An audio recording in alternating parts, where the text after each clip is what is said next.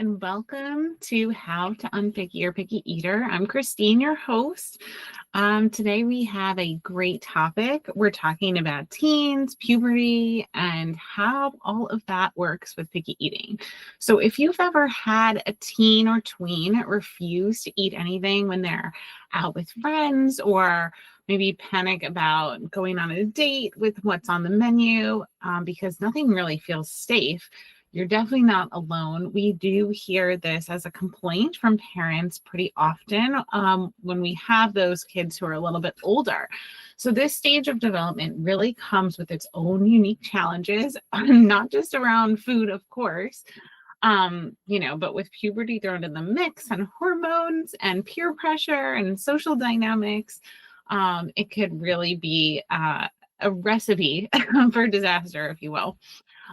So what we're going to tackle today is why puberty shifts eating struggles into like a totally different ballgame, new territory, right? What parents have told me about their experiences, because I personally don't have a teenager, so I don't know what it's like to live with one. I will preface that. So we do have some families, though, that we are working with their kids who are a little bit older and have shared their experiences with us and what we hear commonly. We're also going to give you some things to say to help them navigate this period and some approaches that work really well without adding more pressure. So without further ado, let's dive right in. So let's talk about why puberty is going to sort of add a new layer onto this, right? So there's actually a few things going on with puberty and picky eating. Their appetite and their bodies are changing. There's some different social dynamics that are happening at this age. There's also this emotional level of social comparison, body image that is bringing about certain emotions in kids, and health implications. Right? So what their bodies actually need to get through this stage successfully, right? So let's go a little bit deeper. All right. So appetite and body changes. During puberty, obviously, kids are growing. Their bodies then are going to be needing more calories, more protein, and more nutrients to help support muscle, bone, and brain development happening at this time, right? So hormones like estrogen and testosterone don't just change your body. They also change things like hunger signals, sleep, and mood, right? So that's why it's like really adding to the layers here of, it's not just picky eating anymore. But that's why you might see your teen raiding the pantry one day and the next day refusing everything. Mood swings can feel a little unpredictable, and kids who are already having very limited diets, this can create even bigger problems with food, as you might imagine, or really as you might be experiencing. All right, let's talk a little bit about socially what's happening here. So, food isn't just something you're serving at this point. It becomes part of who they are. Their friend groups, doing things like pizza parties, Starbucks runs, grabbing food after practice. These become things like social currency for kids. They feel pressure to fit in and to be able to join in on those activities that often, if not always, involve food. Because if you think about it, even at sports, they're eating and drinking and they're having parties and practices. And there's usually food associated with a lot of those types of activities. Clubs after school oftentimes have a food component where they're bringing a snack, or their teacher has a snack or something like that. So if your team's safe foods are not matching what everybody else in the group is eating, the spotlight can go to them and it can get uncomfortable, right? They might hide it, avoid events, or act too cool, because it is really anxious. If it makes kids really anxious to feel different, and they see everybody else doing this thing that seems very normal to them, and they can't do it, won't do it, and that now that brings us into that emotional layer, right? They're already navigating things like peer judgment and social comparison and, does my body look right? And now you're adding picky eating, ARFID or PFD on top, and meal times can get really intense, right? They might fear standing out at a restaurant. That pressure can amplify their anxiety for sure. And many parents tell us that their teens are much more likely to skip meal than feel embarrassed. And that avoidance can really spiral with nutrient gaps and becoming hangry, as the saying goes. Because now we're going to just dive right into the last one, health implications. This is a stage where your body desperately needs consistent nutrients. Protein and iron are going to be really important for growth. Omega-3s and minerals for brain development, for focus. Balanced meals are going to help with mood regulation, sleep quality. So without enough variety, they might feel tired, have poor concentration, low motivation to do things, be very irritable, and sometimes mistake these different little outbursts or moodiness as their attitude. But nutrition does play an awfully big role in their attitude, right? Now, long term, these patterns, if they continue into adulthood, do come up again. Social eating and health just become a little bit more challenging to navigate. And now I just want to jump into what parents have told me about their experience with their teen or tween that has been picky for a long time. And to me, they're very sad because they're not just about missing out on food, right? They're missing out on memories and parts of life that we would think are very enjoyable and maybe we had great memories of, and we feel like they're missing out because they don't want to stand out and be different. We had a story about a 13-year-old girl. She played soccer, right? The team was having a pasta party. So if you've never heard of this, a lot of times before a big sport event, they'll have something called a pasta party to basically carb load, to carb up before a game to help give them lots of energy for the next day.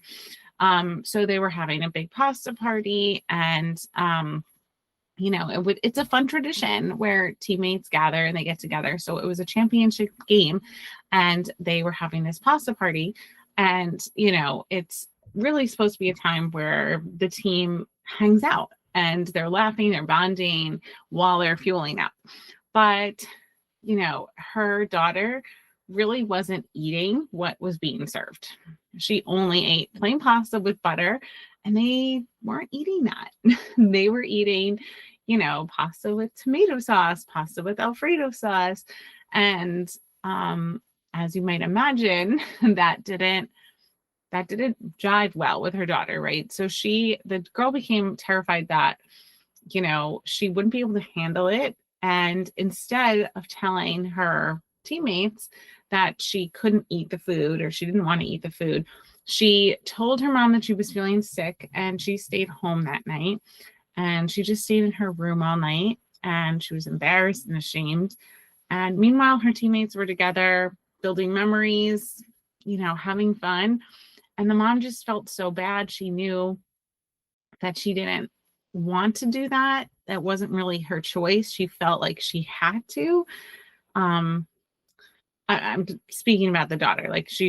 The daughter felt like she had to do that because the alternative of, being pegged as, weird or picky, she would be worse, I guess, than not going at all.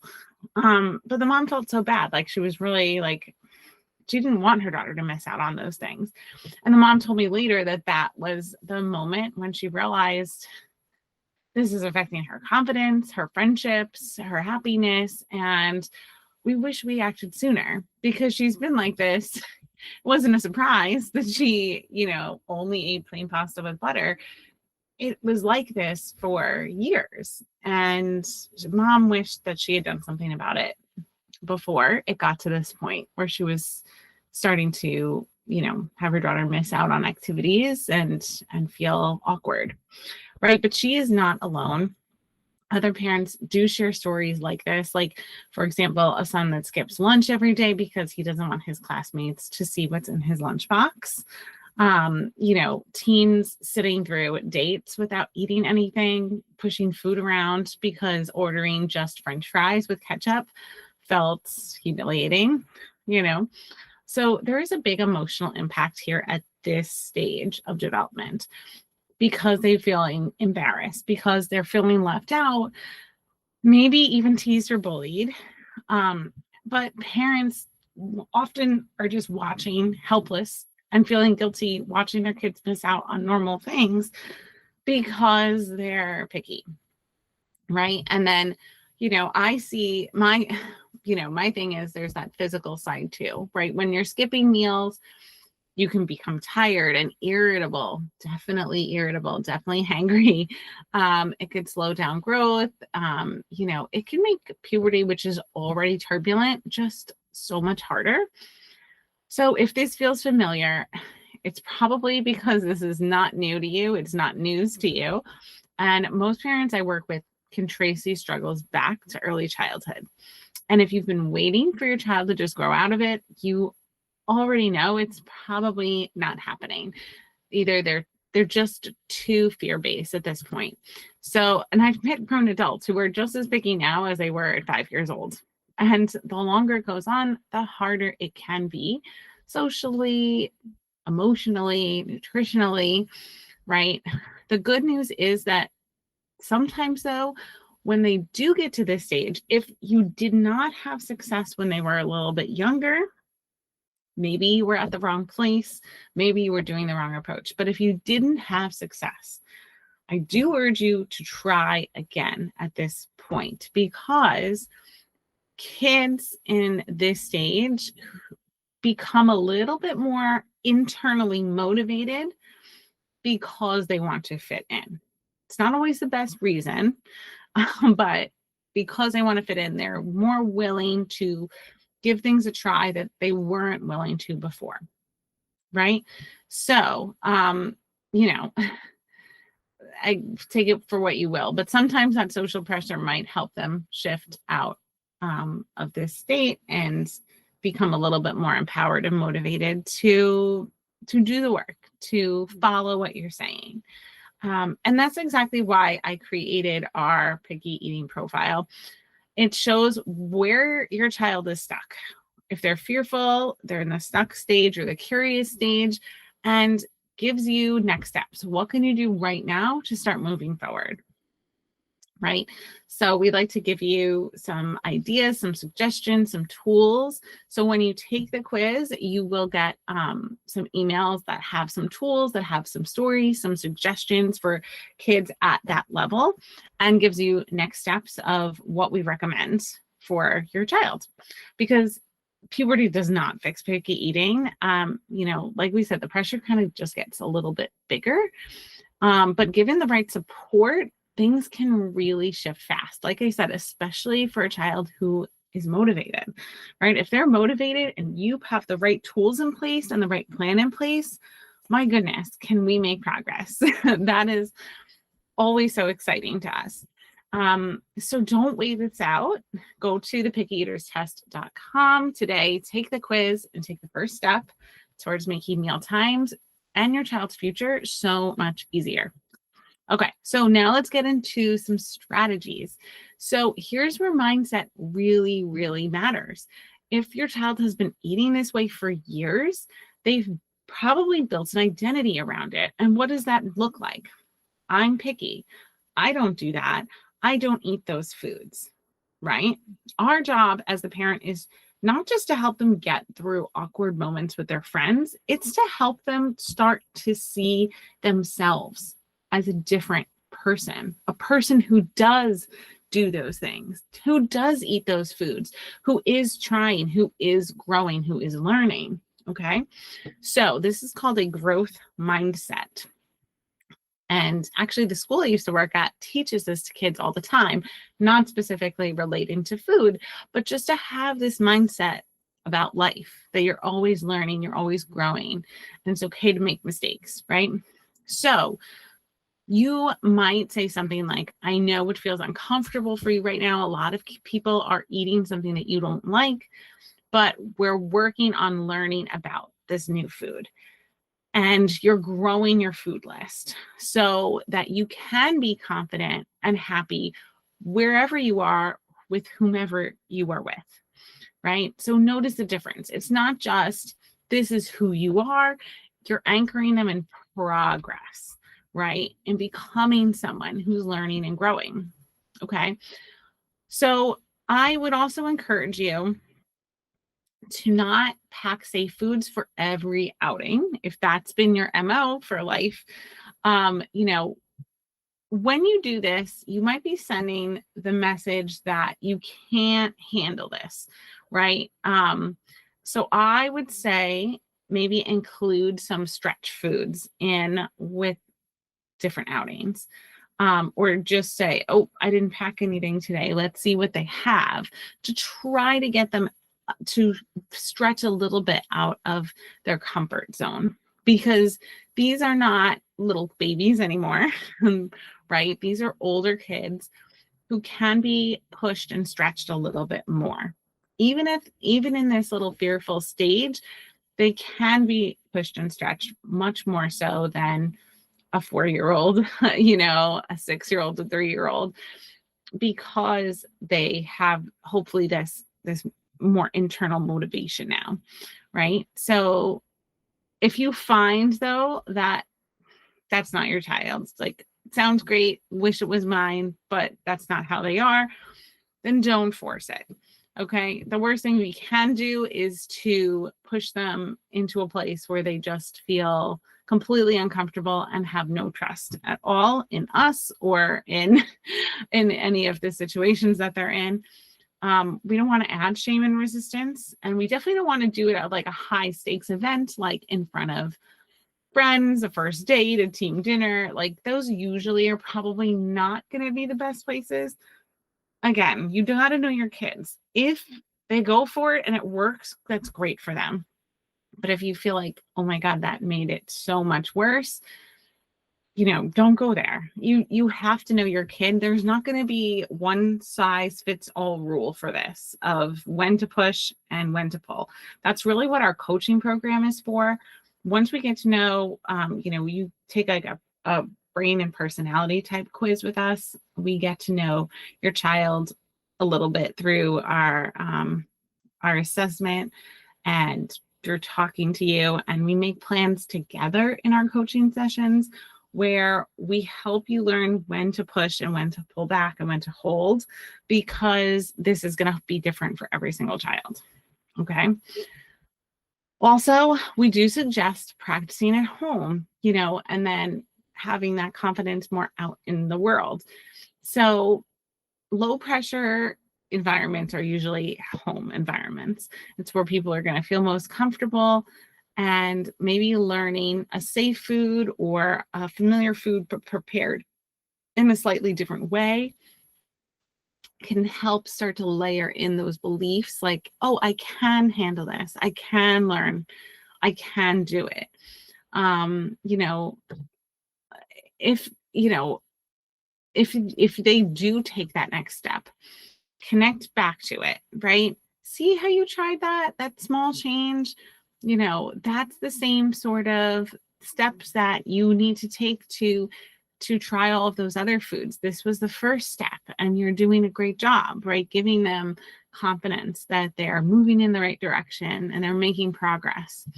But remember, identity shift is a really big goal at this period, right? So we don't want them to just get through dinners out with friends.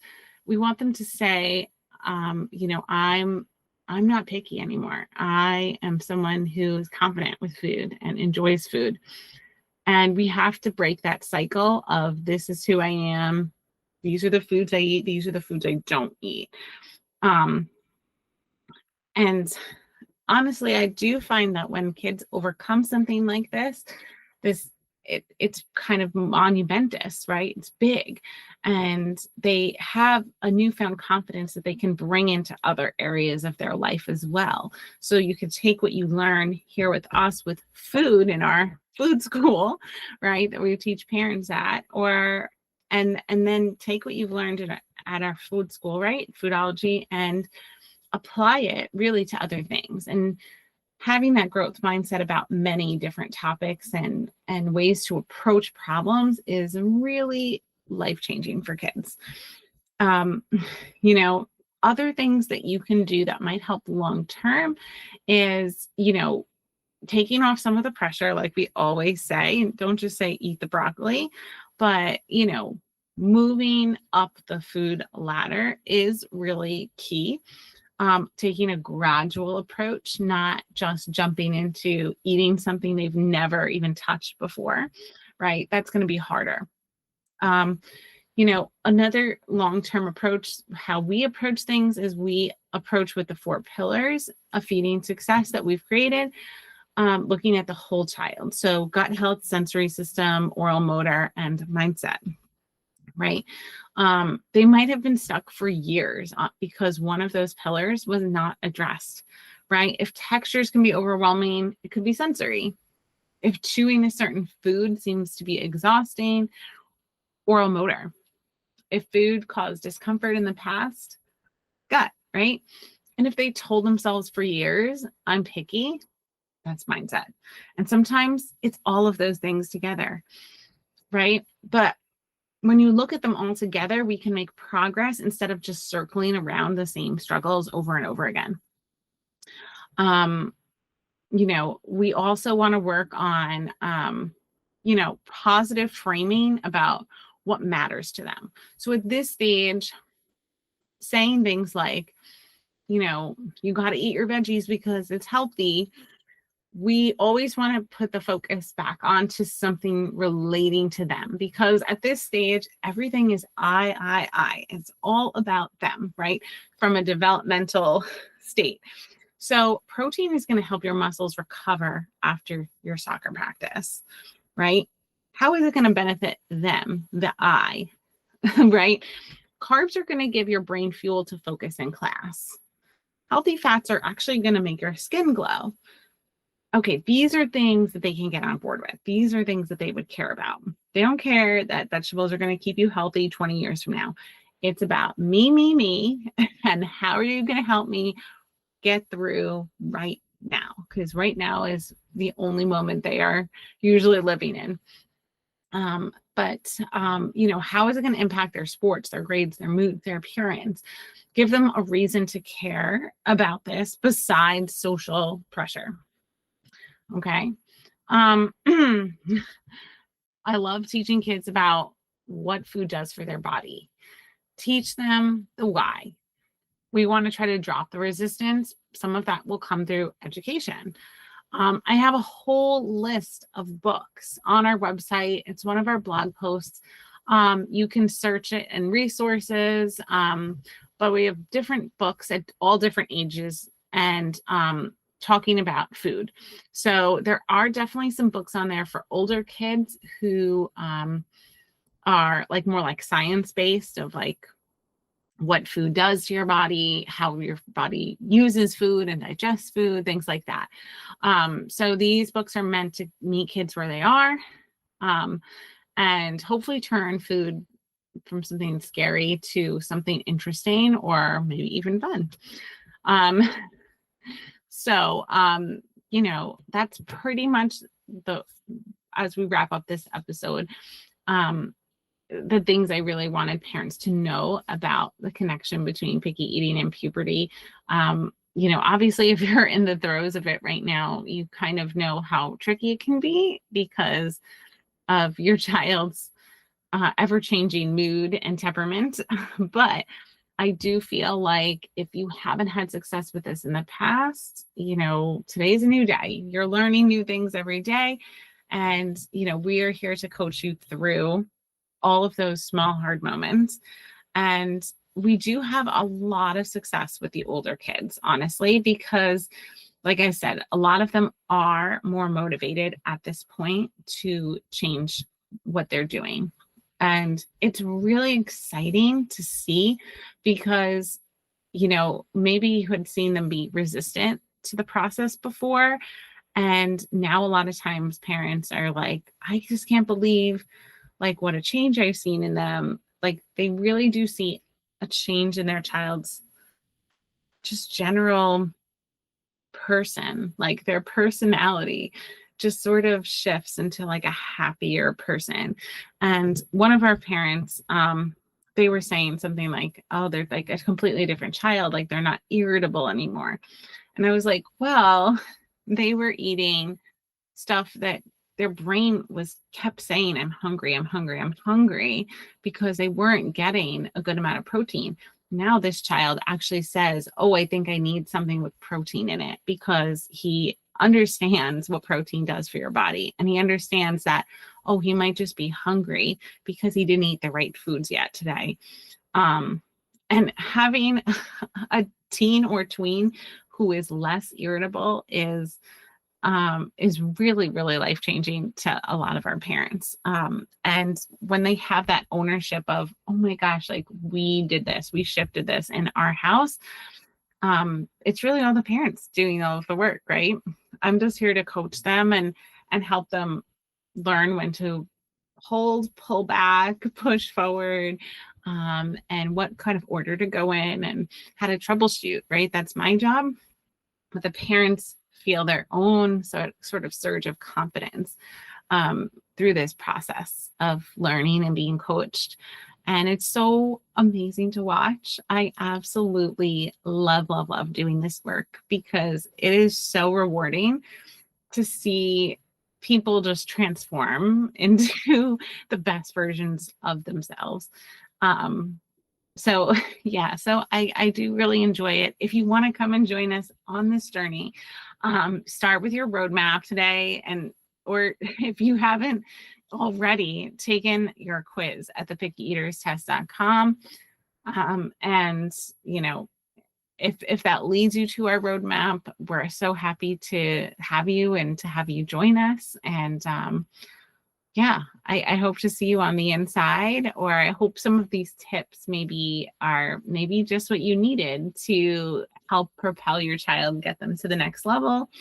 And hopefully they are going to start a journey with food and learn all of the amazing things about food that they might have been missing, that they'll hopefully get to experience soon, right? As they shift and grow and change into hopefully the best version of themselves. So that's it for today's episode. We will see you next week. Thank you for listening to How to Unpicky Your Picky Eater.